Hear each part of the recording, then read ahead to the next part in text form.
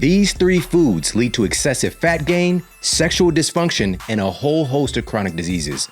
Find out what they are right now.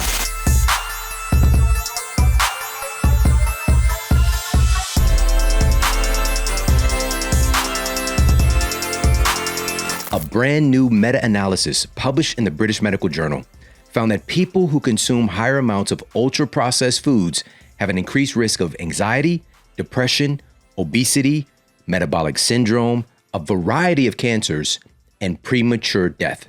But what is it about these ultra-processed foods that make them so damaging to human health? And what are the main ingredients in these ultra-processed foods that are causing all these issues? Well, there are three primary foods used in ultra-processed foods that are doing the most harm. And the first one is a very specific form of fat. A meta-analysis published in the journal BMJ Open Heart found that these vegetable oils can be a major culprit behind organ failure, cardiac arrest, and even sudden death. The first food on this list of the top three foods to avoid to prevent chronic disease is highly refined vegetable oil. Dietary fats are absolutely critical to human health and functionality. Fats are required as building blocks to make trillions of our cells, and they are also utilized as metabolic fuel to run processes in our bodies. Now, being that fats are used to make our tissues and fuel our metabolism, the quality of the fats that we consume are of the utmost importance. The fats that we've eaten as humans for thousands of years have largely been swapped out within a single century. We've gone from the majority of our dietary fats being from minimally processed animal and plant fats to today, where approximately 80% of the fat calories in the average American's diet is from heavily processed, quote, vegetable oil. Now, I'm putting vegetable oil in air quotes because the truth is the name vegetable oil is a misnomer. It's not made from vegetables at all. It's largely made from industrial seed oils and a lot of synthetic chemicals. How vegetable oil is made is something that you have to see to believe. It's alarming to see firsthand how these seed oils are processed at extremely high temperatures, scoured with chemical solvents, bleached, and then chemically deodorized before it's promoted to be fit for human consumption. Now, even well-meaning experts still beating the drum of vegetable oil safety can at least acknowledge that this conglomeration of oils is high in polyunsaturated fats, number one, that are highly unstable and sensitive to heat damage, number two, and damaging these sensitive oils automatically increases their oxidative and inflammatory potentials in our bodies, number three. So even they have to admit that vegetable oil, in the truest sense of the word, is an ultra-processed food. And to say that these oils are safe or healthy is to ignore what they truly are. Physician, scientist, and New York Times bestselling author Dr. Kate Shanahan shared with me that what makes vegetable oil so toxic is not the seeds themselves. It's the process of oxidation that creates toxins within the vegetable oil that weren't there to begin with. She states, quote, all chronic diseases share the same root cause, oxidative stress. Vegetable oil, being both toxic and nutritionally poor, is oxidative stress in a bottle. All right, it's not like a genie in the bottle. Shout out to Christina Aguilera. This is oxidative stress in a bottle. And I promise you, you do not want to drink that. You do not want to rub that bottle to see what's inside. Now, more and more science is being published to affirm this fact. And to just give you a whiff of their volatility, research published in the journal Inhalation Toxicology found that even inhaling the fumes of vegetable oil during cooking can damage your DNA. The biggest offender, as noted in the journal Environmental Science and Pollution Research International, was the inflammatory fan favorite canola oil, aka rapeseed oil, coming in with the highest level of polycyclic aromatic hydrocarbons emitted into the room during cooking. Polycyclic aromatic hydrocarbons are implicated in everything from cancer to autoimmune diseases. But hey, if we're encouraged to eat this toxic food in the first place, why not smell the smells of them as well? Now, of course, I'm being sarcastic there. We don't want to smell it or eat this stuff. But although we have a plethora of human studies revealing the detrimental effects of vegetable oil, one of the things that inspired me to share this today were two recent animal studies. One finding that consuming canola oil shrunk the testicles of mice, and another study published in the African Journal of Biological Sciences in which the researchers stated, quote, canola oil resulted in distorted semen tubules, degenerated germ cells, and ultra-structural changes in the testicles. Canola oil should be used with caution, especially in males, to avoid its hazardous effects on the testes, unquote. All right, so again, this is sharing human studies and animal studies. There are some serious concerns here, whether this is with cardiovascular damage, whether this is with fertility issues and reproductive health, and just overall all-cause mortality, increasing the risk of early death.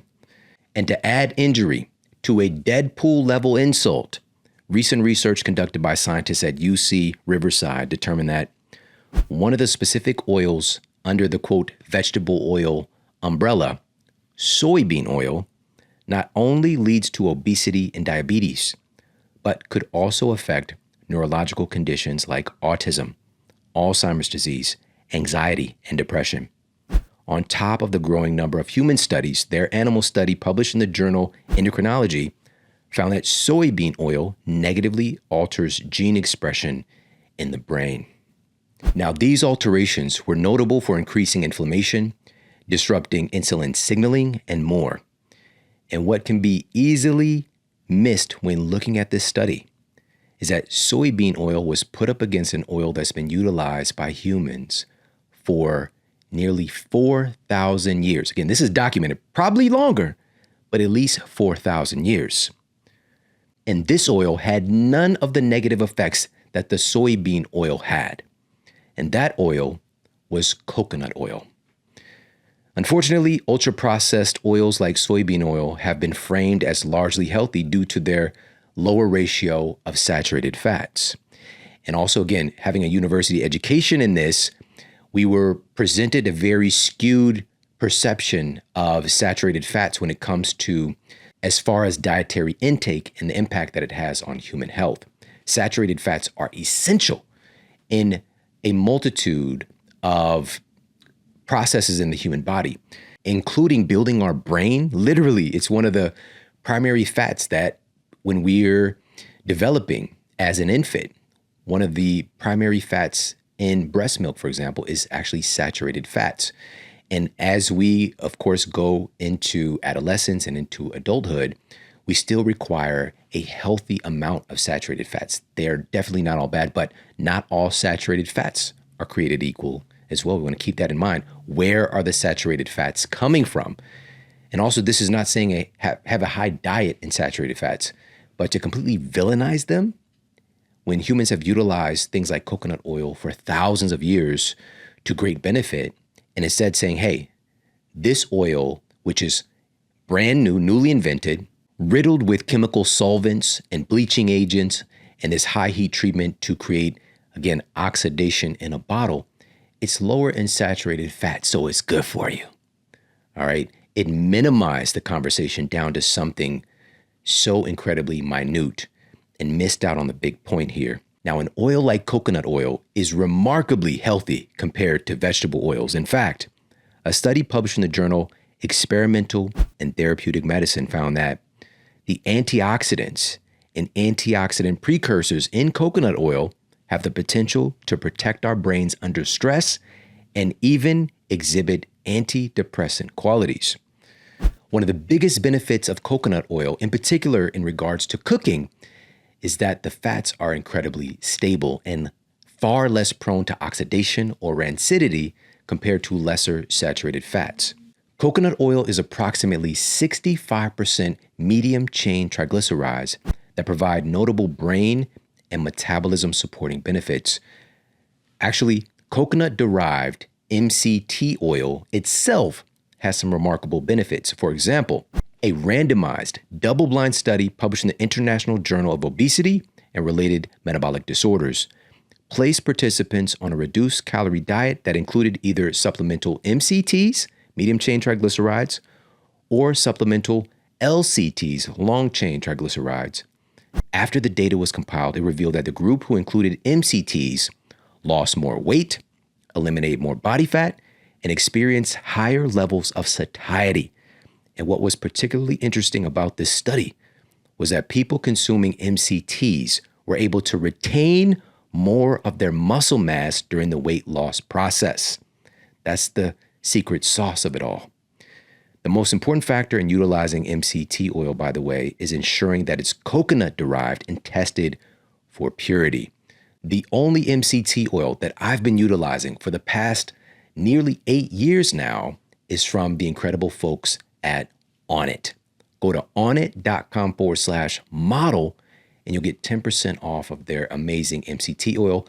They've also got some of the best science-backed supplements as well, literally put through randomized placebo-controlled studies to affirm their effectiveness for things like boosting cardiovascular performance, increasing gains in strength and power, and also improving cognitive function. So definitely check out things like ShroomTech Sport and Alpha Brain as well. But in particular with MCTs, you want to get it from onnit.com/model. You're going to get 10% off store-wide. So definitely pop over there and check them out. Now, keep in mind, something like MCT oil is great to add to beverages, things like hot teas and coffees or smoothies. You can even utilize them for salad dressings. But for cooking purposes, some of the most time-tested, science-backed alternatives to vegetable oil, which we need to do our very best to avoid, if at all possible. What we want to use instead are things like extra virgin olive oil. Researchers at Auburn University have affirmed that oleocanthal-rich extra virgin olive oil actually has the potential to protect and even regenerate the blood-brain barrier when it's damaged. All right, that's very, very special and unique. So extra virgin olive oil, ideally bottled in glass to protect the oil's dark glass. Unrefined coconut oil is another great option for cooking. Grass-fed butter, ghee, and other traditional minimally processed oils are all great choices. Do not purchase vegetable oil again. Quote, vegetable oil, canola oil, soybean oil, just don't bring that into your house. Specifically for your cooking purposes at home. And keep in mind that most of the vegetable oil in the average person's diet in our modern society is lurking in ultra-processed foods. So if we can minimize our consumption of ultra-processed foods, make more high-quality meals at home. And of course, there are emerging companies that are paying attention to these real nutritional tenets and removing vegetable oils from their ingredients. And we can utilize these things as well.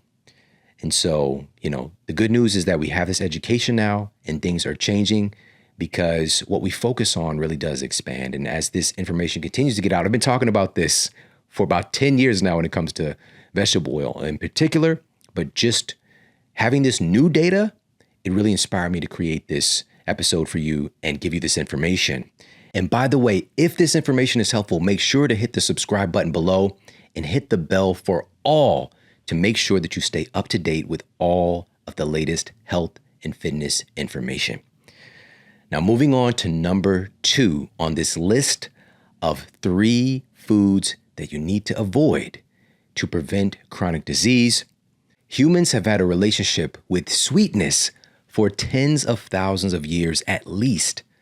The sweetness, once exclusively found in whole, real food sources, signified a dense source of energy and valuable micronutrients that came packaged in those natural foods. But something has changed within the last few generations.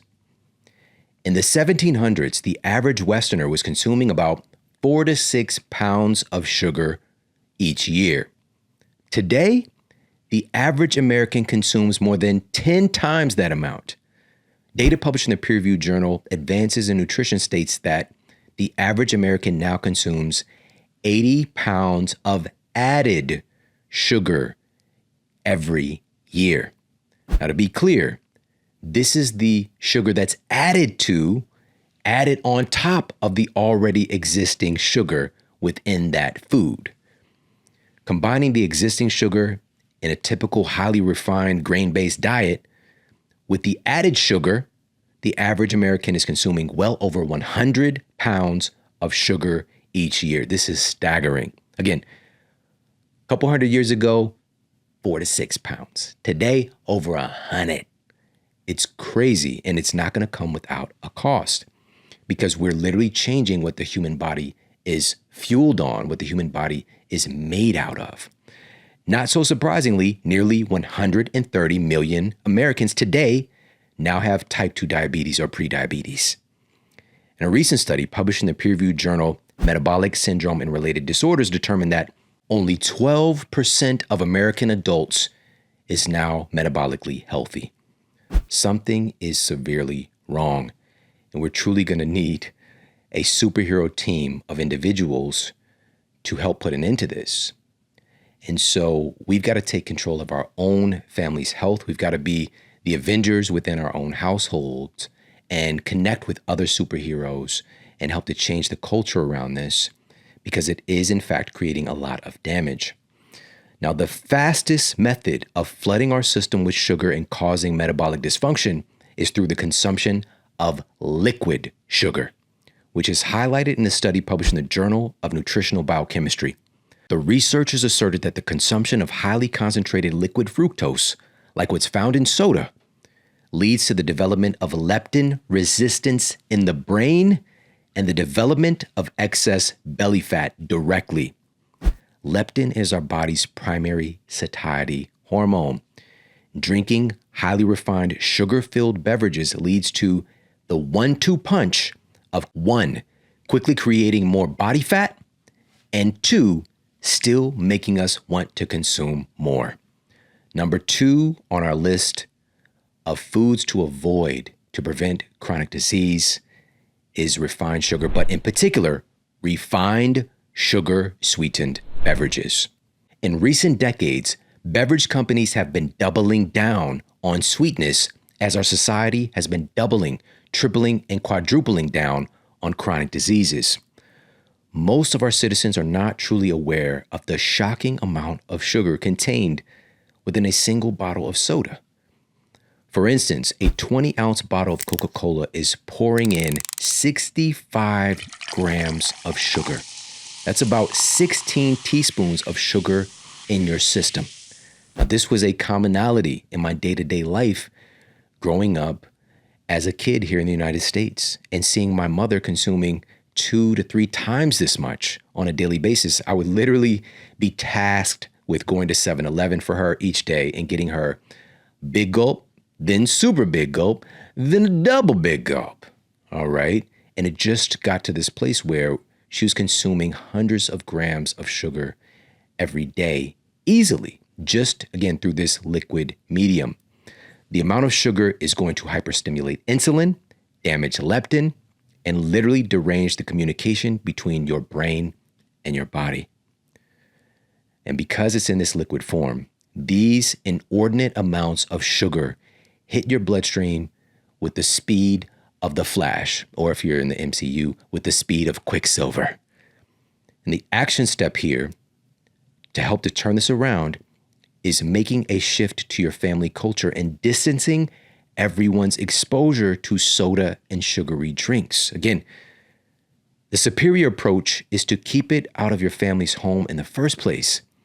Relegate it to special events or outings, or better yet, upgrade the go-to beverages for your family overall. Obviously, the number one beverage in the world should be and is water. All right. But from there, if we want to have a little fun, of course, there are a variety of beverages that we can turn to. And there are emerging alternatives that use all natural ingredients and natural low glycemic sweeteners.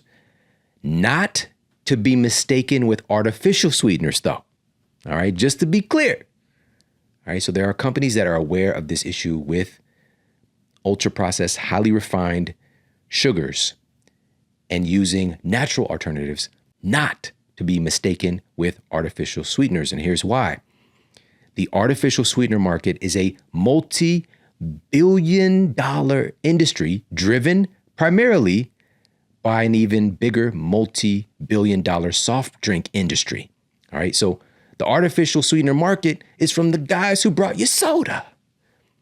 Going to a soda company for a healthy beverage is like going to a drug dealer for some vitamins. All right, they just don't do that. And the fact that soda companies are so sweet on artificial sweeteners should immediately raise some red flags for us. But again, we just look past it. We don't see it. And for us, it's business as usual. And despite the growing body of evidence against artificial sweeteners, there are some folks still reaching out for artificial sweeteners, like Thor reaching out for his hammer. Mjolnir. It's Mjolnir. A recent study conducted by researchers at the Boston University School of Medicine and published in the peer-reviewed journal Stroke uncovered a surprising link between drinking diet soda and two debilitating health issues. The study found that people who drink diet soda daily are almost 3 times more likely to have a stroke and develop dementia.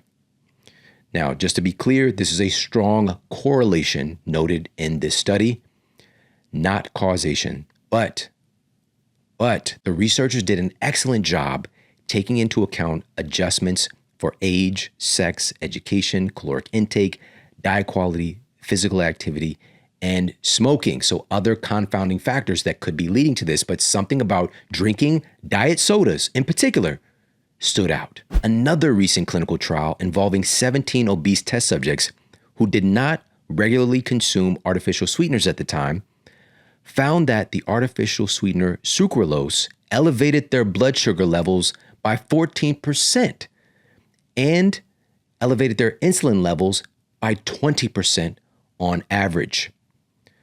Now, being that it is a non-caloric, supposedly non-glycemic sweetener, it's not supposed to do that. But artificial sweeteners can pretend that they're a superhero, but they're really Loki in disguise. So I did a Thor and a Loki there, so hopefully you're tuned in with the MCU and what they're doing. Shout out to those guys. But the reality is that these Loki-like artificial sweeteners are ready to take control of your brain and your hormones.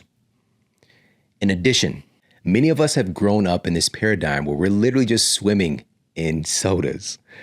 And again, there are emerging alternatives that use all natural ingredients and natural low glycemic sweeteners. Keyword, natural low glycemic sweeteners. And when I personally want something bubbly and something that also has some tremendous health benefits, I love sipping on the electrolyte sparkling water from Element. It's just my favorite thing to keep on hand. I keep some cold in my fridge. And yes, the #1 science-based electrolyte company now has their classic drink mix and an incredible new sparkling electrolyte water. And this is not a mere sparkling water, by the way. There's some great sparkling waters out there, but this is something superior because it really is a performance drink. We have the optimal ratio of key electrolytes that support cognitive function and physical performance as well, based on hundreds of thousands of data points from elite athletes and other high-performing individuals. And in particular, if we look at the ratio of sodium was found by researchers at McGill University to literally control cognitive switches in the brain. They refer to them as, quote, on-off switches in the brain that protect the brain against degeneration and also incite improved cognitive performance. They've also dialed in the right ratios of magnesium and potassium. And as you know, magnesium, if you've been listening to the Model Health Show for some time, is responsible for over 600 biochemical processes in the human body. It is incredibly important for our cognitive performance, for our sleep quality. The list goes on and all the different things that it does, but it has a huge role to play in muscle contraction and relaxation.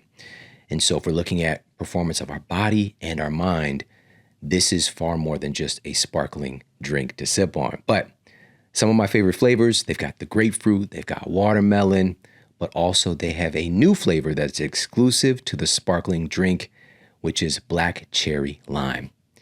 And you can get yours right now by going to drinkelement.com/model. That's drinklmnt.com/model. And with any purchase of their classic drink mix or the new sparkling electrolyte water, you're going to get a free sample pack to try out all their different flavors of electrolytes. So again, head over there, check them out. It's drinklmnt.com/model. Moving on to number 3 on our list of 3 foods to avoid to prevent chronic disease is a group of foods that was actually the very basis, the primary foods that I was taught to eat in my university nutritional science class. It was a time when the food pyramid reigned supreme, with grains making up the bulk of our diet. We're instructed to make up the bulk of our diet with no distinction of how these grains were grown.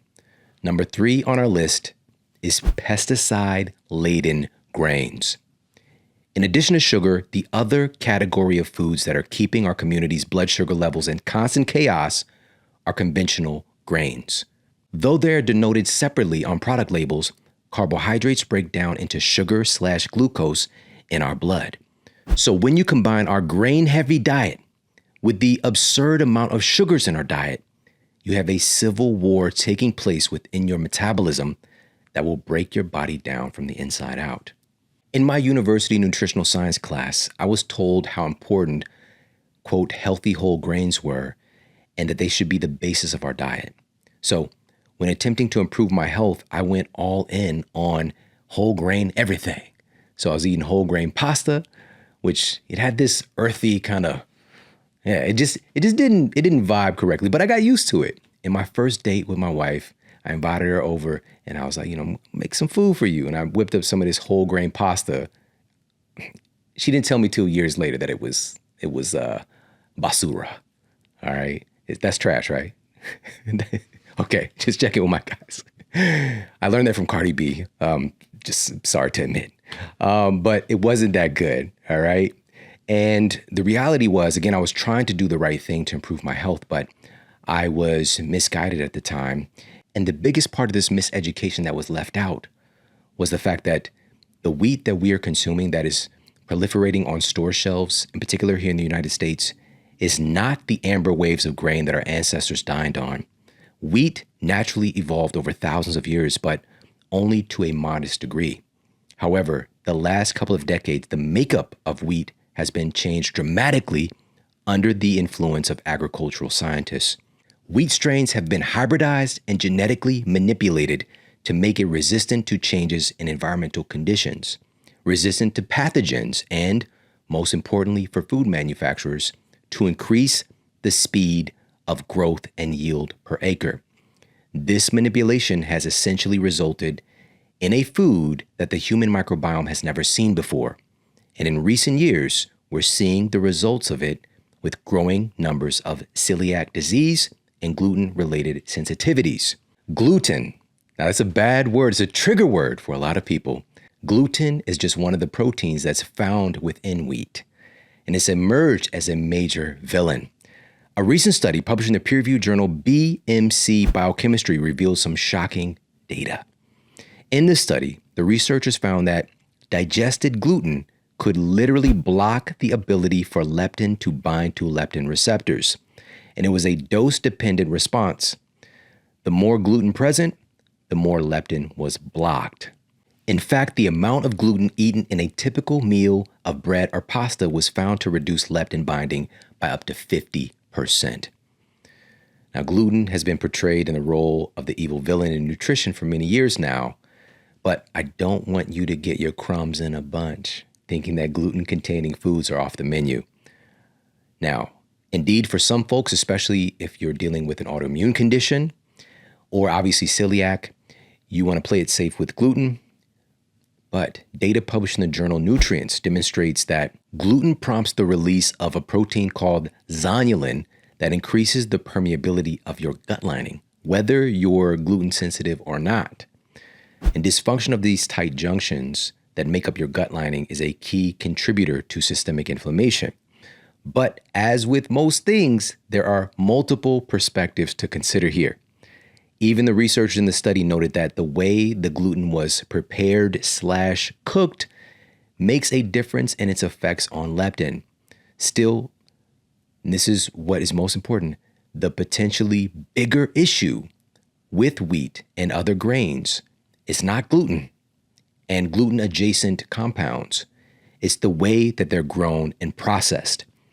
If you upgrade the quality and avoid the following culprit, having some occasional grains on the menu will not be a problem for most people.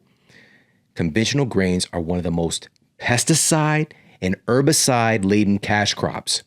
According to the Environmental Working Group, wheat, oats, corn, and other bread/cereal grains are by far the largest source of glyphosate consumption for the average American today. The controversial glyphosate is just one of the herbicides used in wheat production. And data published in the journal Interdisciplinary Toxicology details how glyphosate can increase the risk of everything from cancer to celiac disease to infertility. Now, the most alarming thing about this study is that it was published 10 years ago, a decade ago. This data has been known. And numerous peer-reviewed studies have come out since on the clear detrimental impact of glyphosate. Even the World Health Organization has classified glyphosate as a Class 2A carcinogen, denoting that it is a probable cancer-causing agent to humans. And the Environmental Working Group published data affirming glyphosate contamination in 80 to 90% of popular wheat-based products on American store shelves. Now, a quick step to take when it comes to grain-based products is to make it a mandate, if we're going to consume these products, to go organic whenever possible. Avoid glyphosate. A lot of people think that there's symptoms relating to the consumption of wheat-based products or grains is due to the gluten, right? And companies have used health washing to say, hey, this is gluten-free. And some people do see an improvement in symptoms or resolution of symptoms, but some people don't when they go with the gluten-free option. But when people, and this is a very common occurrence now, especially social media, you get to see a lot of this. When people go to other countries where glyphosate is not being used and more traditional practices with wheat and the quality of the wheat strains are better, they don't have the same symptoms. They can go to, say, Sicily and have ravioli and have spaghetti and not end up having a huge outbreak of symptoms. But then they come back here and try to have some of those same foods and their body reacts in a negative way. So again, a quick step that you could take is simply to go organic when it comes to grains. A recent study published in JAMA Internal Medicine found that eating organic foods free from pesticides and herbicides led to a significant reduction in the risk of cancer for the nearly 70,000 test subjects who were analyzed. And simply by reducing your intake of ultra-processed foods and eating more real food meals, you're going to avoid these pesticide-laden grains, highly refined sugar, and highly refined vegetable oil. And if you're wondering where to find great ideas for real food meals, I highly recommend checking out the Eat Smarter Family Cookbook. There are over 250 peer-reviewed studies used to create this book, and also 100 delicious recipes for you to enjoy with your family. So definitely check it out. Just go to anywhere books are sold, or of course, eatsmartercookbook.com. This is our chance to transform our family kitchen culture and to truly stack conditions in our family's favor. So I hope that you got a lot of value out of this information, and this is something to share out with the people that you care about. Removing these three primary culprits, which ironically are the three primary things that make up ultra-processed foods, can radically improve the health of our families in our community. Hey, if you like this video, make sure to check out this video right here. So just to specify, vegetable oil is not coming from peas and carrots. It's coming from seeds, actually. So some people call it seed oil. And there's 8 of them that I recommend everyone just get out of their diet.